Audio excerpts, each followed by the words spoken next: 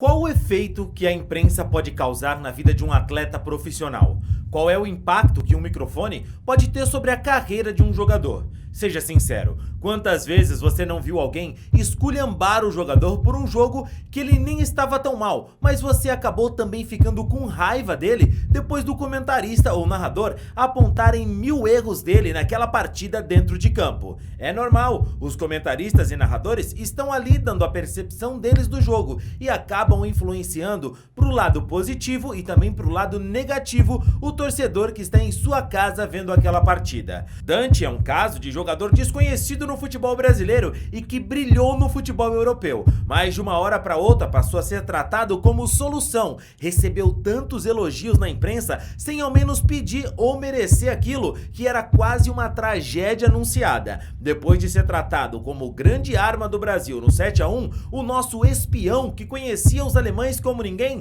o jogador decepcionou e acabou se tornando piada no Brasil inteiro e até mesmo na Europa, o que prejudicou, é claro, muito a sua carreira. Mas você sabe do que é que eu tô falando? Sabe o que foi que aconteceu com o jogador e como é que ele anda hoje em dia? Fica tranquilo que eu vou te contar tudo isso nesse vídeo aqui. Mas antes eu quero te lembrar que esse vídeo faz parte, claro, do nosso mês de agradecimento pra você que sempre apoiou o nosso trabalho aqui. Por isso nesse mês a gente vai sortear uma camisa oficial do seu clube de coração pra todos os inscritos aqui do canal. E se você ainda quer saber como participar, se você não tá ligado ainda, eu te explico agora. Pra participar basta deixar um comentário aqui nesse vídeo, beleza? Quanto mais vídeos você deixar um comentário, mais chances você tem de ser sorteado e receber uma camisa oficial do seu clube de coração, beleza? É uma forma da gente agradecer pelo apoio que vocês sempre dão aqui pra gente, por isso a gente vai sortear uma camisa oficial do seu time aqui no final desse mês, beleza?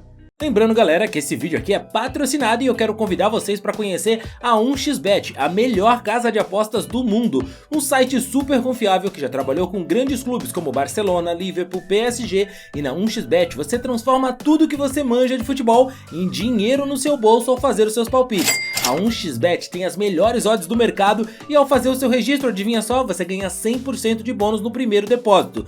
O link para você se registrar tá na descrição e no primeiro comentário fixado, então corre lá e já se cadastra. Agora chega de conversa, roda a vinheta e vamos pro vídeo.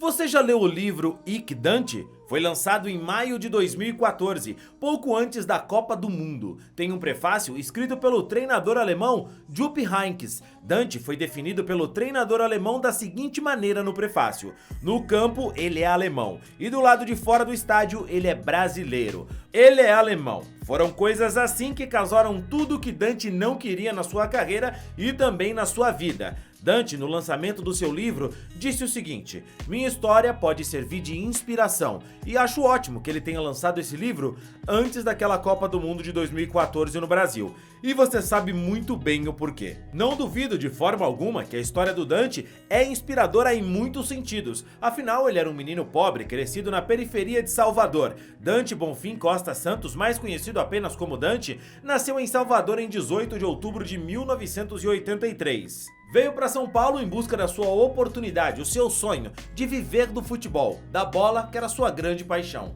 Passou por times como Galícia, Catuense, Capivariano, tudo na categoria de base. E uma tônica na sua juventude sempre foi ouvir um não. Pra você, não. De dispensa em dispensa, o Dante até pensou em dispensar também o futebol, mas era ainda jovem e no auge da sua juventude surgiu também um time, o Juventude, na sua vida. Pra Dante era mais longe ainda, o baiano estava do outro lado do país tentando a sorte. Fosse como zagueiro ou lateral esquerdo, se quisessem que o colocassem de atacante, o que Dante queria era jogar. E no Brasil, Dante surgiu quando surgiu o Penta. Em 2002, quando Dante começou a jogar bola no futebol profissional, o Brasil ganhou pela última vez uma Copa do Mundo. Exatamente isso. Depois que Dante se tornou profissional, o Brasil nunca mais ganhou uma Copa. Naquele ponto, embora todo jogador sonhe em um dia conquistar uma Copa do Mundo e ostentar o título de campeão do mundo, seria uma mentira, um exagero, uma hipérbole dizer que o Dante achou que seria alguma coisa real um dia disputar a Copa do Mundo no seu país.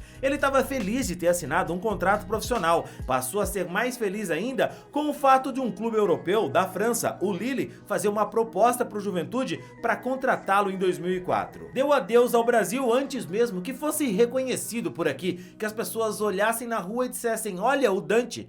10 anos depois, ele descobriria que era muito melhor continuar como estava. Mas, no velho continente, o baiano deu passos para frente e para trás, perdeu e ganhou posição, mas como aprendeu desde cedo, nada se consegue sem trabalho. E trabalhou firme, jogou no Lille, no Charleroi, no Stade de Liège, no Borussia Mönchengladbach na Alemanha, onde ele teve muita dificuldade para se adaptar, e em 2012, a grande chance da sua carreira. Chegou a um clube que poucos têm a honra de vestir a camisa. Pelo destaque no Mönchengladbach, foi contratado pelo Bayern de Munique e ali se tornou um dos zagueiros mais importantes do elenco que ganhou tudo, incluindo a tríplice coroa de 2013.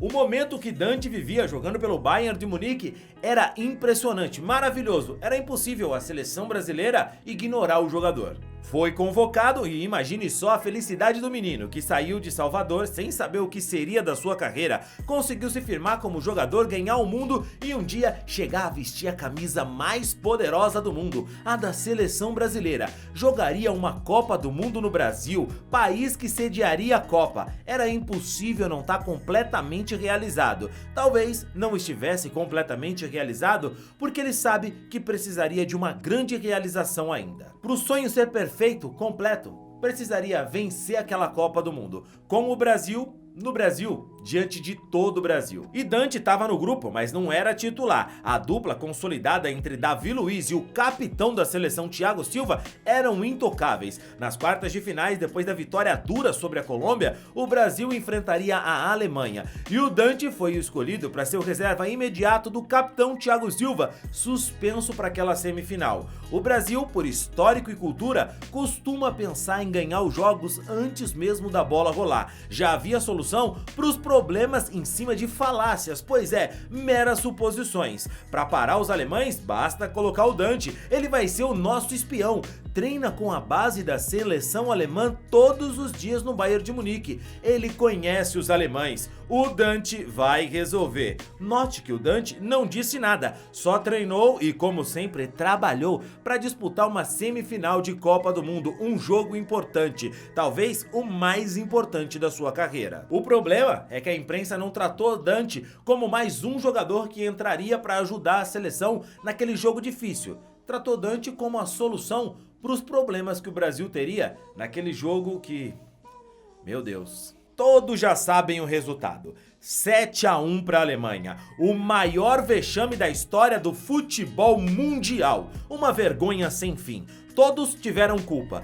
Todos foram marcados, mas nenhum carregou tanto aquela marca quanto Dante. Você pode falar de outros jogadores daquele grupo que conseguiram dar a volta por cima e tocar suas carreiras, mas o Dante seguiu como um carimbo de o espião. Dante era a solução que não deu certo, não solucionou nada. A mesma imprensa que colocou ele no mais alto posto o empurrou lá de cima sem se preocupar se ele iria sobreviver à queda ou não. Assim como não houve cerimônia para levantá-lo ao mais alto nível, também não ligaram para jogá-lo lá embaixo, na lama.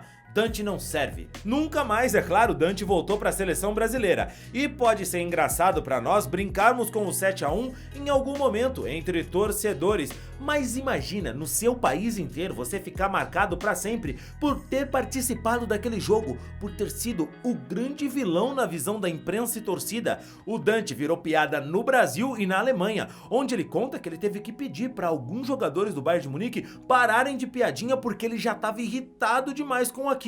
Tudo que ele conquistou na sua carreira, que ele conquistou com orgulho, tanto orgulho que até livro lançou sobre sua biografia, sua história de vida, foi reduzida a um jogo, onde ele foi retratado como um inútil completo por não ter evitado o 7-1. É bizarro isso acontecer com um jogador de futebol. Trocou a Alemanha pela França e até hoje ele segue jogando com o Nice, prestes a completar 40 anos. Um cara que se mantém há tanto tempo jogando no futebol europeu não pode ficar marcado por um jogo. Foi uma infelicidade para nós? Com certeza, mas e pro Dante? Para Dante foi algo que marcou demais sua carreira, que com certeza definiu muitas escolhas para ele. Uma volta ao Brasil, por exemplo, pode ter sido colocada de lado para evitar que em todos os lugares piadinhas e cobranças de um jogo que ficou no passado e infelizmente não pode ser alterado. Por sorte, o Dante conseguiu seguir seu caminho jogando fora do Brasil, um grande zagueiro que fez parte de uma partida